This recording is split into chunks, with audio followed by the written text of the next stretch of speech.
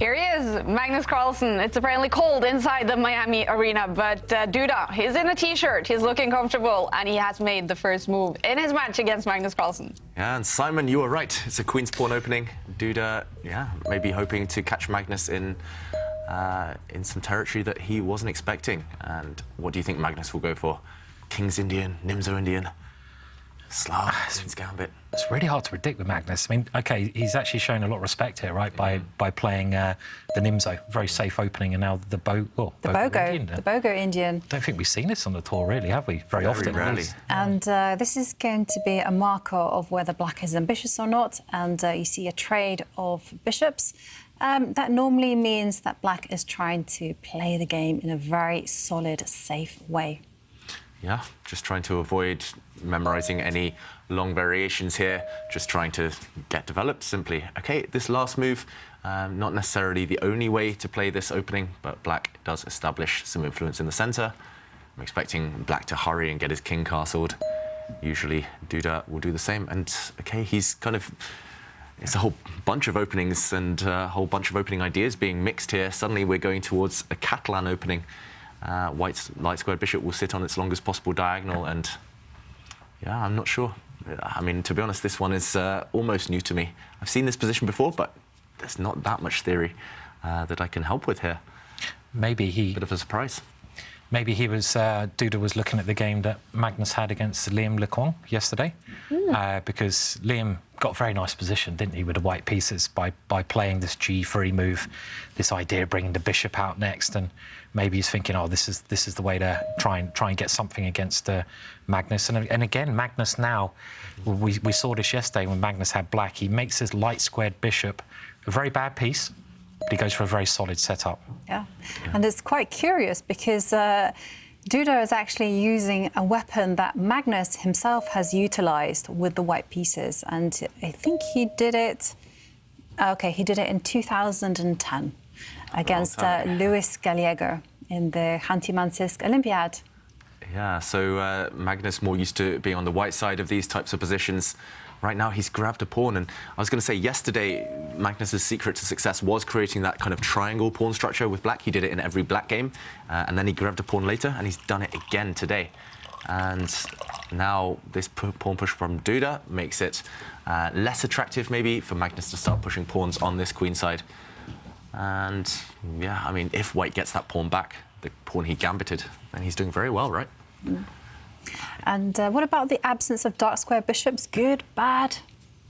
Yet to see. I mean, it's more about what's on the board rather than what's off the board, I guess. And I just love white's bishop compared to the black bishop. That seems to be the key point, doesn't it, David? You just said there, the bishops. Just look at the bishops. I mean, black's bishop in these positions is terrible, right? And white's bishop has that range across the board when the knight moves. And this, you know, if you can win that pawn back, as you say, then I really like white's position again. So, yeah, like yesterday. Yeah. Exactly. So the pressure will be on Magnus. I'm guessing here Duda's actually going to bring his knight, the one that hasn't developed, out onto the edge of the board just to go and capture that black pawn on the A3 square. Which piece is Duda clicking on? It looks like he's maybe hovering over his knight. It's funny, on the Chess24 play zone, all of the players prefer different backgrounds on their board. Oh, yeah, that's true. Duda has maybe the more traditional kind of white squares and then kind of dark brown. Like wood. Yeah, the kind of the wooden type of formation. I've seen Magnus play on this kind of football pitch type of thing, which this kind of filter you can use on the Chess24 play zone. It's literally a football pitch with a centre circle and a penalty area. But you do see the squares, and I've seen Magnus do that on Banter Blitz sessions. But what do you prefer, David, when playing online? I'm boring. Just stick with the default setting. Me too. And, well, whilst the players are thinking, I just want to mention that we have another selfie competition where this time we're asking everyone at home to tweet a selfie that will impress the very own Ginger GM, Simon Williams, because the winner will get Simon's chessboard course on the Hippo defense. It's just been released. And I have to ask you, Simon, what kind of selfie would impress you the most? Yeah. Well, as it's the hippo, if anyone can make themselves look like a hippo, I'll be pretty impressed. I don't know how they're supposed to do that, but maybe go and find a river and just jump in. If anyone goes that far, they're pretty much guaranteed to win a very expensive course. Yeah. So jump in the river, pretend you're a hippo, and send us the picture. Yeah, and if you want to send us the picture, remember, landscape mode is the best. Then tweet your selfie using the hashtag #ChessChamps. I'm looking forward to these selfies, I have to say. Me too. Yeah. I wonder if anyone's actually going to jump in a river now. I wonder if anyone's got a pet hippo, you know, just lurking in the back in the garden. Wow. Hippos are meant to be the most dangerous creatures, aren't they? I think Maybe they cause. pet then. Yeah, I think they cause more deaths than anything else. Yeah. That's my knowledge of the animal world. Maybe for, So I you don't- know, we have some viewers that for some reason is going to the zoo today or a safari, I don't know. Anyone can get a hippo on camera. That would be a Really massive impressive. coincidence that stars aligned. That's why it's such a good opening, Simon. The hippo defense, they're the most dangerous, the most killer animal out there. Yeah, it's an interesting opening. I mean, I know you play it a bit, David, as well, especially in bullet chess. And it's the good thing about the hippo, very quickly, is that when you're playing with white, you can control the game a bit. When you're playing with the black pieces, you have to normally adapt to what your opponent plays. So you have to learn numerous different opening setups, and that takes a lot of time. But when you play the hippo you can play against everything. It's kind of what we call a system opening, so no matter really what white does, you can go for the same kind of setup. So it's great for those of you who don't have as much time to learn all the theory and just want to get into an interesting middle game. So it's got its benefits, definitely. You can play it as white and black. You can as well. Yeah. So, yeah. Do we see it often on the tour, and is it likely we'll see it today, for example? None of these guys play it. No. No? It's just, no. Magnus, right? Play. Yeah. Magnus. And Rajabov played it. Rajabov played it in a must-win situation, didn't Yeah. he? He's quite good at opening if you really need to win with the black pieces. So, yeah, you keep everything on the board. So, yeah, I remember that game. Nepo, maybe, was it? Yeah, I think A long Nepo. time, yeah, possibly, yeah. Anyway, this one isn't a hippo. This is a kind of mix between the Catalan and the Bogo Indian that we mentioned earlier. It's very much a Catalan opening at this point because of white's light squared bishop being ketoed in front of his king. And this last pawn push from Duda as white. I was going to say, the idea is to stop black advancing on this side of the board, on this flank, and Magnus just says, OK, you tried to stop me from achieving my plan. I'm going to force it through anyway. And he pushes his b-pawn forward, and this allows en passant. So white here can capture this pawn as if it just moved one square. So this pawn trying to bypass white's pawn on the 5th rank. This can be captured. And the question is, does this help white? Does this help black? Black would love to take back with his pawn to connect his pawn structure, but unfortunately there is a pin on this A file. The black rook in the corner would fall if you take with the black pawn right now. So I'm expecting maybe the black knight to jump out and capture. And although black does have this kind of ugly pawn structure, doubled pawns, isolated pawns, he is temporarily still that one pawn up. It's just about whether white's knight could jump in, for example, here, and there's a pin. Still comparing the bishops, white's bishop is far superior to black's bishop. This just looks wrong somehow, or it looks ugly at least, what Magnus is doing. And this pawn push, I'm slightly surprised to even see Duda think. I would just whip this one off in a heartbeat, because if you don't take this pawn, there's a risk that black's pawn chain here will just stay intact forever. And I'm not really sure how else you kind of create any active play right now. So I'm expecting Duda to capture en passant. And when black recaptures, maybe with the queen, then we start trying to round up this loose pawn in white's half. Why with the queen and not with the pawn, or even the knight? Unfortunately, if you take with the pawn here, the rook would fall off in the corner, so white would win a piece. If you take with the knight, which he didn't go for in the end, then white's knight does get a nice square in the centre, attacking this pawn once and twice. He took with the queen instead, meaning that if white's knight jumps in now, then it can just be captured. It can just be traded off very safely. All right. Yeah, it looks like white's better, but still a pawn down temporarily for Duda. They played quite quickly so far in this game one, Duda and Carlsen. Now Jan-Christoph Duda in a little bit of a thing. So we're going to go to Miami and Sverre. I think you're standing with tour director Arne Hora. We saw a very cool selfie by you guys a couple of days ago. And I want to remind you guys, we have a selfie competition today as well. A selfie to impress Simon Williams. What do you think, Arne Horvath, tour director? Do you think you could make a selfie as a hippopotamus and make it seem credible? Of course, whatever you ask from me, Sverre. I'm more actually curious now about the tour as a whole, though, because it is going extremely well so far. I mean, not only the venue here at Eden Rock in Miami, but it's also the players are seeming to be happy and everything is going as planned. Is this correct? More or less as planned. Of course, there's always funny elements when you take a full productions from one continent to another. But in the great picture of things are going very, very well. My impression, though, talking to the players quite a bit, is that they are complaining a whole lot less than what I'm used to. Good. And that's also the impression that I have, that the setup we have here and the balance between play and leisure and being able to rest between the rounds as well works very well for the players. So that's something we're really happy with. I want to ask you about tomorrow, because there is a bit of a twist tomorrow. It's going to be opened up for audience to come and watch. There's been chess fans who's been able to buy tickets to actually come and watch this live. How is this going to happen? Well, we will open up the venue so that we will rearrange the venue tonight and have seats inside the playing venue. So it's going to be, in that sense, more a normal chess event that you can actually watch the players, but here you watch the players playing online chess. But in addition to that, there's going to be a lot of side events. So it's a kind of a chess festival here with chess on the beach, simuls. We will have speeches with famous chess people. So it's going to be a really cool 2 days. No chanting. We are not putting up for that, but let's see how the audience behaves. I'm not sure if they're going to behave, because the ones who have been watching here, Kaja, seems to be quite engaged and quite excited about getting to watch chess at Miami Beach. We actually have a suggestion from the studio. We were talking about it yesterday, Sverre. We want to see those foam fingers for chess.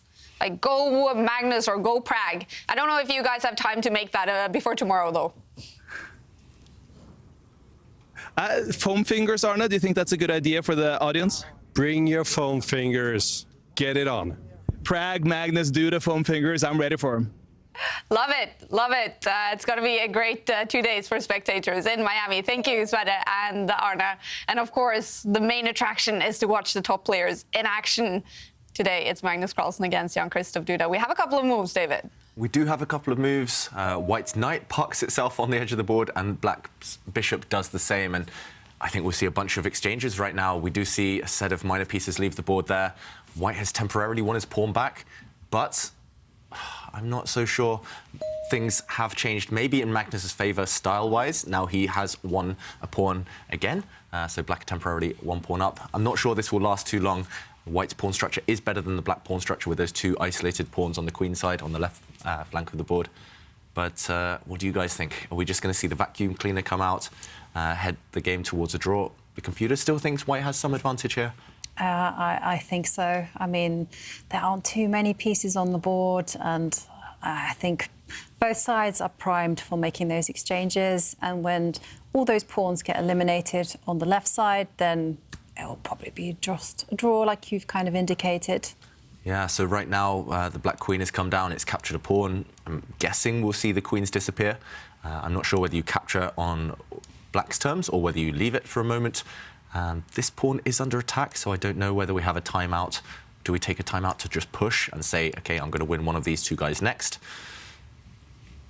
I'm not sure whether this achieves too much. I guess in the current position, the alternative for Duda would be to get greedy and capture this pawn, but I'm slightly reluctant, first of all, to allow any checks on the back rank.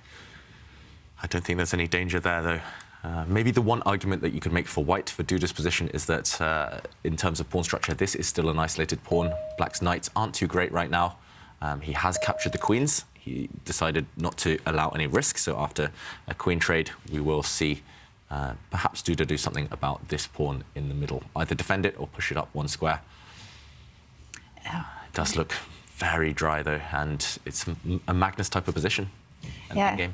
Totally. Difficult to kind of suggest something, because both sides have their, advantages and disadvantages. I thought that maybe he would retreat the bishop just to kind of preserve the integrity of his pawn structure and just not allow any knight to spring forward and cause some mischief. But here it's actually... what is the situation if the worst comes to the worst and those two weak pawns fall off the board? Still, is it going to be a draw, or is it kind of not so easy?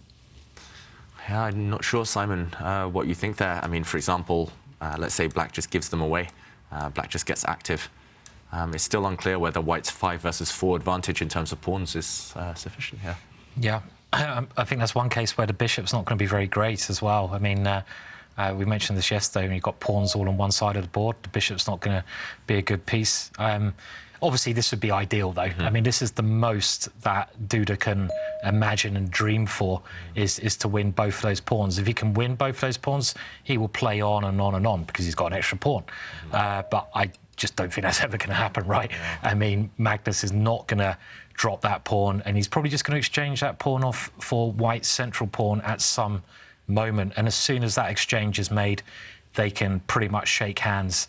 Following the game yesterday, really, for those of you who were watching yesterday, the Liam Lequang game versus Magnus, it was very, very similar, wasn't it? Everything, all the pawns got swapped off, symmetrical structure, and they just agreed to draw. And it looks to me like it's heading that way unless something happens. I mean, I'd still take White here because Black has a weakness, White doesn't.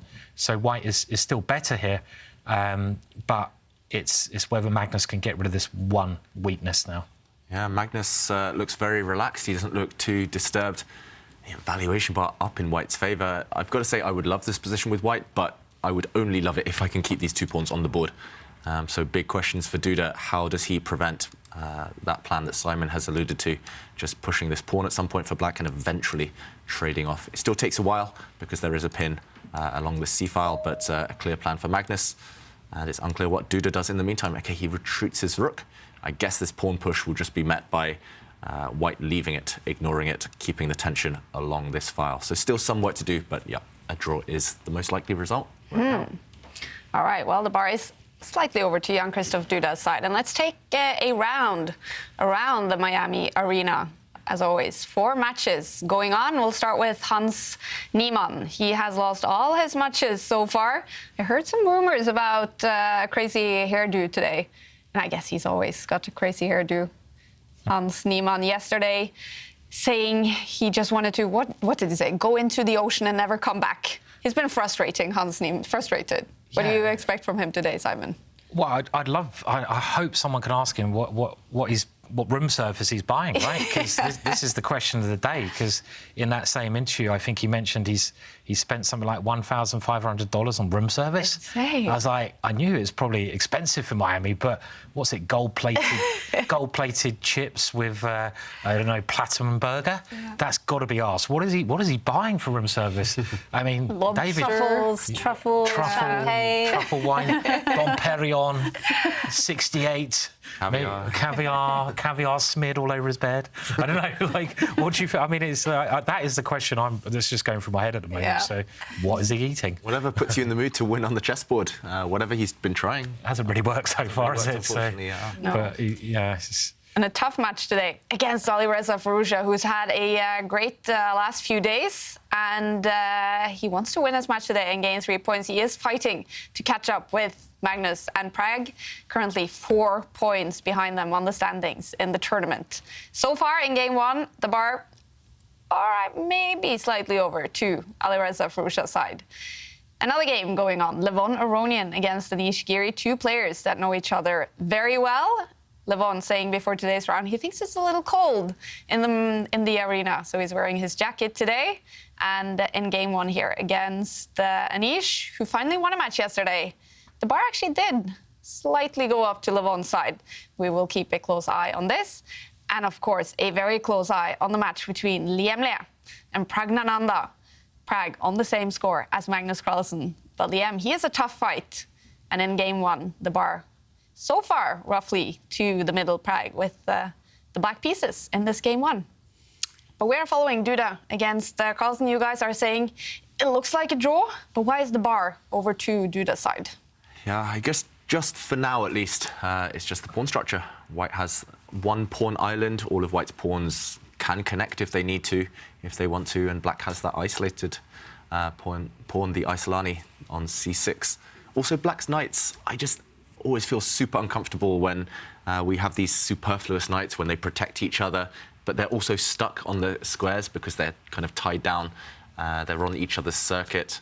especially What when is superfluous again? superfluous is one knight is kind of unnecessary. It gets in the other knight's way. So superfluous knights, we would mean that here, black's knights, they protect each other, which looks great, but they are just stuck, fixed on their squares, and they're not very active. I'm also slightly worried about white's rook on the 7th rank. If I were Magnus, the white rook on the 7th rank has targets. Black's knight is maybe a target in the center of the board. Black's pawns on the 7th rank feel a bit uncomfortable. So all of these small things stacked up probably add up to the computer's evaluation of +1, roughly 1 pawn advantage, but it is the type of advantage that could just disappear in the space of 1 move. It could just fizzle away. It's not necessarily a long-term advantage right now. And Magnus is doing the right thing. He's spending around 4 minutes at this point just trying to find a way to relieve the pressure.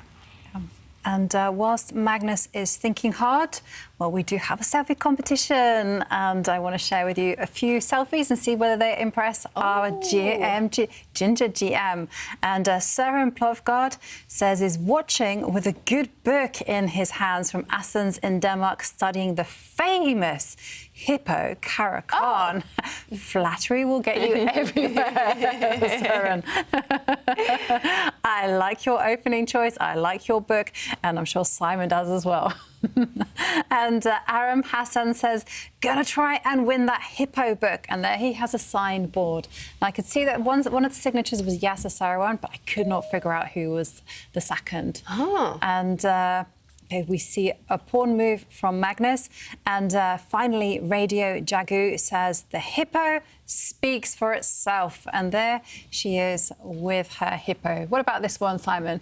I like it. You've got a bit of a hippo on the screen there. Yeah. I think that's a step up. Not Arne in the background, but in her hand. Yeah, well, I didn't say which one was the hippo. Oh dear, there we go. Last tour for me. It's been fun working with you, Simon. Yeah, cheers. Yeah, thanks. You know. Yeah, well, that's good though. There is a hippo there. So, but I think we can do better than this. I'm sorry, we can do better. Yeah. I've seen no one in a river, no one acting like a hippo. Come on, let's up it, please, people. Let's bring out our inner hippos, you guys. Well, Magnus, he did move his Simon pawn, Harry. Yeah, and this is a very kind of Magnus type of move, just gaining space. It's never clear what this does. In an endgame, I guess black's pawns, they connect. They look very nice and pretty over there, but Magnus, I think he's just passing the move back to Duda. In the end, Magnus, after thinking for 5 minutes, couldn't really come up with a solution to immediately kind of solve his problems, trade off pawns. So he just said, OK, you take the move. I'm done thinking. I'm not necessarily worsening my position. And the same question pretty much lies on Duda's shoulders now. How does he improve the position? It's basically a standoff, and neither side is kind of 100% sure what to do. I'm not sure what either side should do either. What about you guys? Any possible plans here for white to improve? It looks like white has maxed out the position of his rook on the 7th rank. His rook at the bottom of the board looks great. The white bishop, I guess, needs to improve. The white knight, maybe. How do we do that? Maybe black was worried about white pushing the G pawn, which is a rather strange idea. But maybe Magnus felt he had to play this move to stop white from advancing, possibly. Yeah. We've seen that move maybe from the other side in some other games can be very dangerous. And because of those knights you pointed out, David, which are kind of glued together, we're trying to break defence of them in a bit of a tactical way. But the more I'm looking at this, the more I'm thinking, like, you know, I'm a bit biased because I know Magnus was with the black pieces. If Magnus had the white pieces, I'd be like, great chances to win. I'd be like, this is a Magnus position, small advantage. I can't see actually how you're going to swap off that weak pawn easily. I'm not sure what white's plan is, I have to say, though, as well. But it still seems like, you know, the more I look at this, the more I think it's actually a little bit tricky for black to get that move in and get that exchange. This is the big question. But I was just thinking, inspired by your idea, you mentioned that white wants to be pushing the G pawn forward just to destabilise those knights. I mean, white can still threaten to do that, right? By, first of all, making a tiny little pawn move. And, I mean, Magnus's last move also conceded some squares for the knight. So if a pawn is not going to be arriving at G5, maybe a knight can arrive there too. And still, there are ideas of destabilising the knight by pushing the e-pawn forward as well. Yeah. So you inspired me, Simon. Before that, I was stuck for a plan. Wow, Well, he's gone wow, for it he's now. got Jovanka. Oh, okay, you well, hit the nail on the head there. Very good. Yeah, and one thing I will say about Duda, he's not patient. We've learnt that in many of his games so far on the tour. That's a good and a bad thing. It means he seizes the moment. He goes for he has this killer instinct. He tries to go for it when he can, but sometimes he does kind of just rush a little bit. Here, it's unclear whether this is good or bad. In the previous position, just to show what happened, white did push the pawn 2 squares forward. This pawn is poisoned. It cannot be captured by the black knight because the black knight would lose control over its buddy over here and the other knight would drop. The knights need to stay in touch with each other, and that's why Magnus, after this pawn push, decided to defend one of his knights. So now there is a threat of knight takes pawn.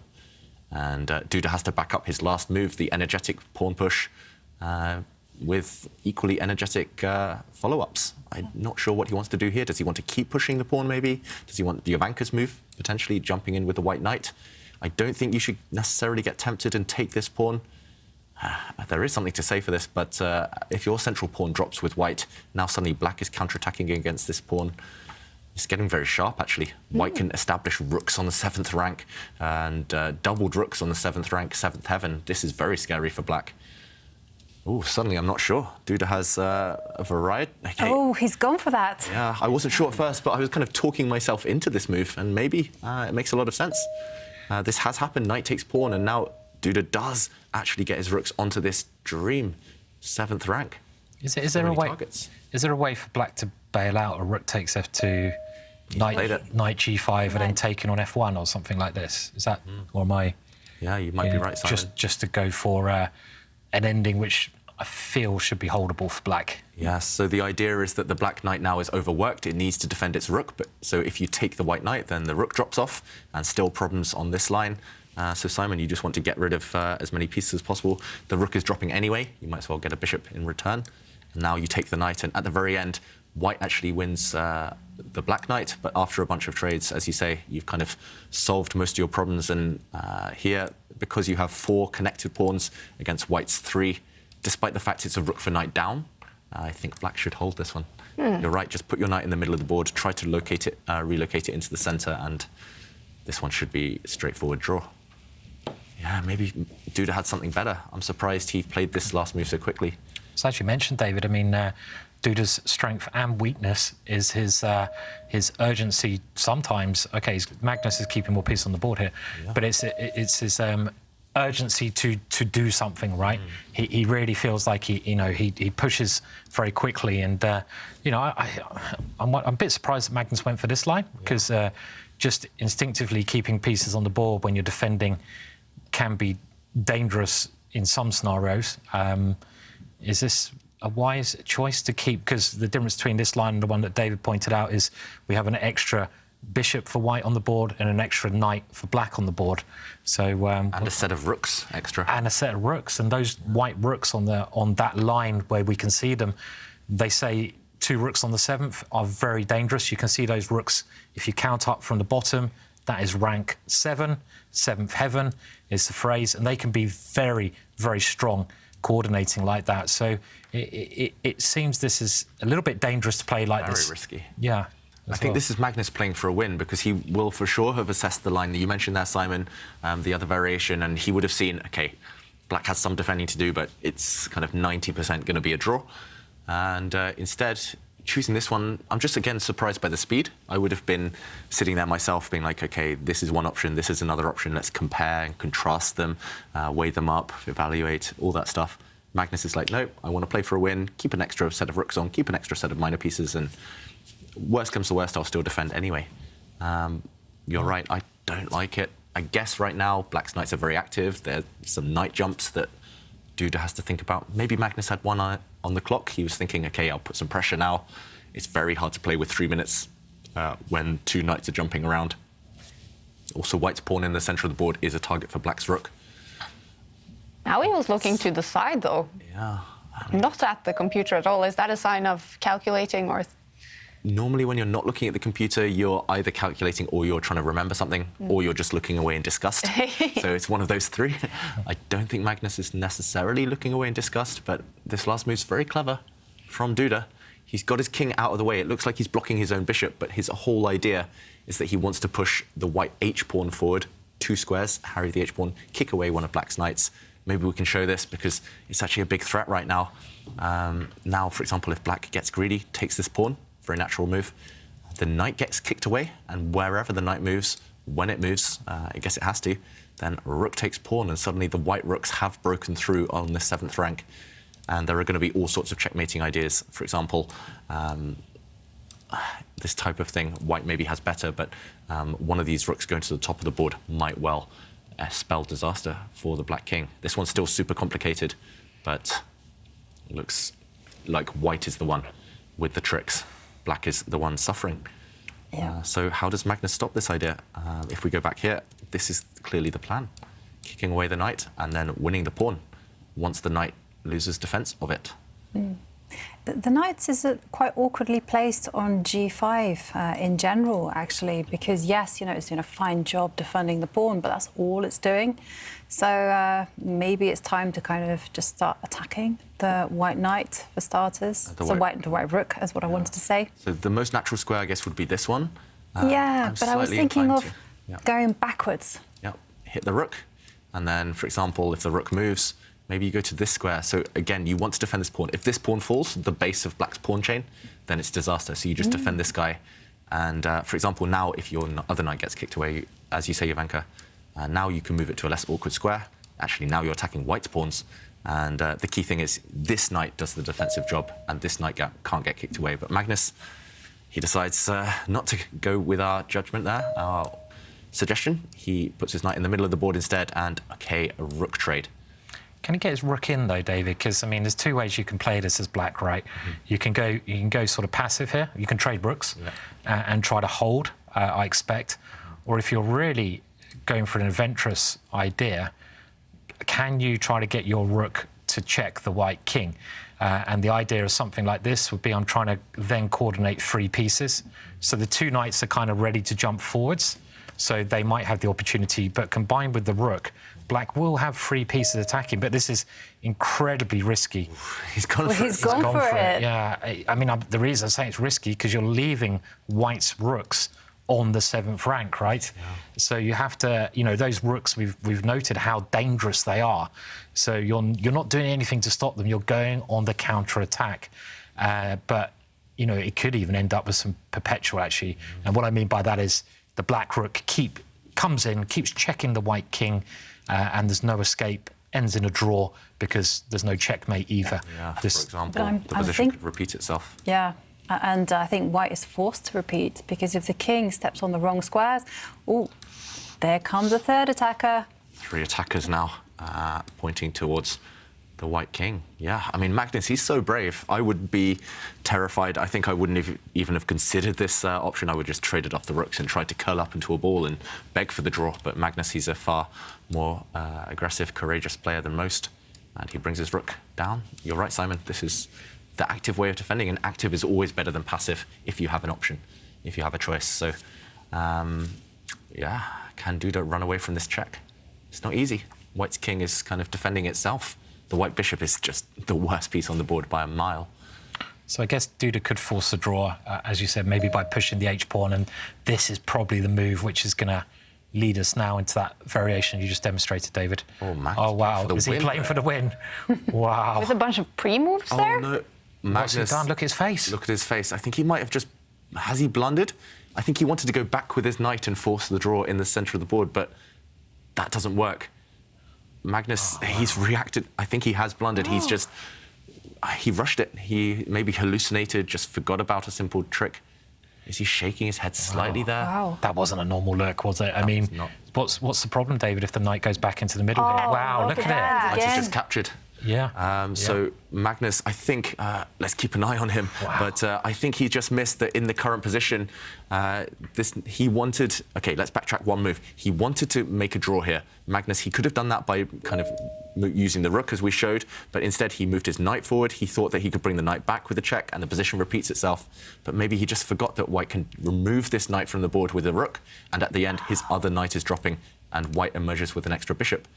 And instead. Now, in the current position, he did give a check with his rook, and the white king is moving forward. And look at this black knight. It's incredible. You're trapped. It's pretty much trapped. I mean, it has a square or two to go to, but wherever you go. David, Jovanka, the world champion has just blundered for the first time. I mean, this is just an outright blunder. Massive blunder. I mean, he had a forced draw by just simply checking the king, and he's blundered. And look at the bar. You know, I'm getting used to saying that now. Yeah. Whoa, look at the bar. But it is. I mean, you don't often see this. I think it's simply a blunder. Yeah. And White's king is actually super safe. Maybe as well, he just forgot the White king could step forward. The White king can go on an adventure. Maybe this was the blunder rather than the other line that I showed. Maybe he just forgot that on the last move, the king doesn't have to retreat, doesn't have to go back. He can step forward. And suddenly, where's this knight going? You only have two safe squares, this one or this one. And either way, no matter where you go, this pawn drops. And as we said, the Black king now is in massive trouble. The White rooks are doing a great job of attacking. And what is Magnus Carlsen thinking about now? Is he thinking about how on earth will I save this game, or is he just realizing it's going to be a loss? A bit of both. First, OK, he gives a check. The White king now can capture the Black knight, and Magnus is threatening checkmate. So it looks like he was disgusted with himself for just 10, 20 seconds there, Magnus, but he's recovered. This is what all the best players do. They just look for tricks. They look for ways to continue the game. And, OK, this is very sneaky. There was a massive threat of checkmate. Black's rook was threatening to step back 2 squares next to the White king and trap it. Magnus there, he made a move without using his hands. Yeah. He was just opening a bottle of water. What did you call it? The magic wand. The magic wand. Magnus's magic wand.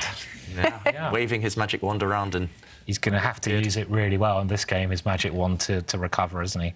Yeah. Although there's still some tricks in the position. White's king is actually caught in a mating net. He needs to get it out.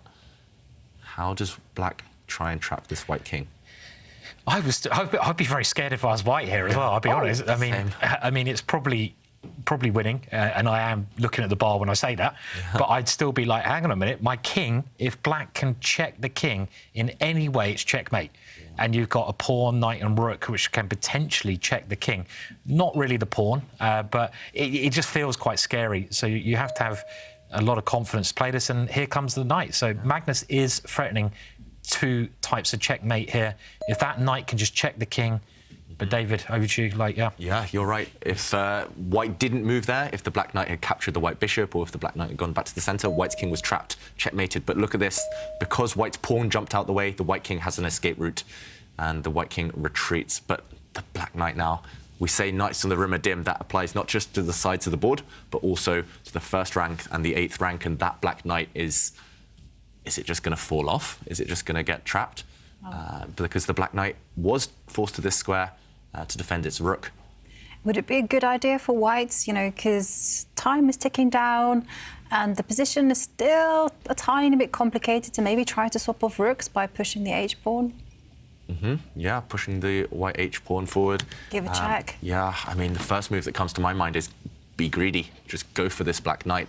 I'm trying to work out, OK, he captures a pawn. White's rook could have also come down to the 1st rank and attacked that Black knight.